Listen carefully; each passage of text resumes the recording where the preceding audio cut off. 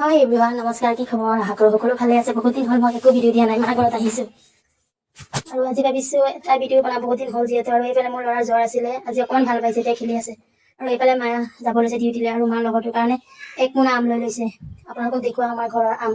এইবাৰ আম হৈছে বহুত আম, মানে প্ৰত্যেক বছৰে হয় আমাৰ ঘৰত, ইমানেই আম হয় মানে কিটচেনত আপুনি য'তেই যায় তাতে আম পাব। ফ্ৰিজ, বেচিনৰ ওচৰত, আলমাৰীত, মানে আম ইমানেই আছে। ফ্ৰিজৰ ভিতৰত 2 পলিথিন আম সোমাই থৈ দিছে, আৰু এইটো একদম তলটোত আম ভৰাই থৈ দিছে। আৰু এতিয়া মই 4টা গছৰ 4টা আম লৈছো খাবৰ কাৰণে।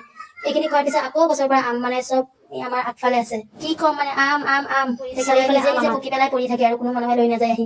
আৰু এতিয়া আকৌ আম চাক, এইখিনি আম আনিছে, এতিয়া আকৌ পকি পকি নিজে পৰি থাকে। আৰু এইটোত আৰু ইমান টেষ্টি হয় আম। ঘৰৰ আম মানুহে কয় পোকা থাকে, কিন্তু আমাৰ ঘৰৰ আমত একো পোকা নাই। আমৰ চাটনি বনাই খাই আছো, মানে ভাত চাত একোৱে খোৱা নাই, ঘৰত আহাৰ পৰা খাই আছো কিন্তু বহুত কম। কিন্তু এয়া চাওক, মই খিৰিকীৰ পৰা আপোনালোকক দেখুৱাই দিছো, এইফালৰ পৰা 3টামান গছ দেখা যায়, এতিয়াও ইয়াৰ গছত পকিয়াই আছে। এইখিনি পকি যেতিয়া নিজে পৰিব তেতিয়াহে আনিব বুটলি। আৰু এতিয়া মই আকৌ এটা খাব লৈছো, কি কৰিম, আম যিহেতু আমেই খাই আছো।